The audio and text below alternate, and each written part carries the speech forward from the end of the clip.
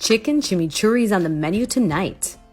First, you're going to chop your veggies, your yellow onions, your red pepper, and your cabbage, and don't forget the snap peas. Don't forget to wash your chicken, then pat them dry with a paper towel. Then you're going to season it with your favorite spices. I use adobo, salt, pepper, and of course, garlic. Heat your cooking oil and place your cutlets. Now I am going to saute my veggies at different times. First the red peppers, then the onions. I'm going to sprinkle some salt and pepper, and I'm going to mix it.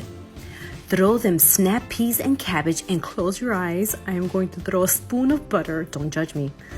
And for that added crunch, oh yeah, I am adding some seeds. Oh yes. Cook for 1 minute and then you're done. How's our chicken? Well, I like it in the toasty side, so I guess it's done. Take to the chopping board and cut into slices. Always check that it's ready, of course. Mine is perfect.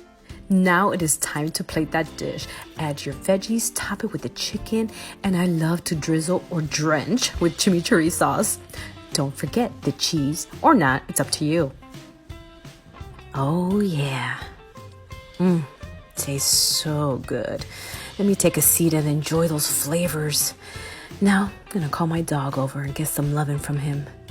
I hope you enjoyed this less than 20 minutes chicken and chimichurri bowl recipe.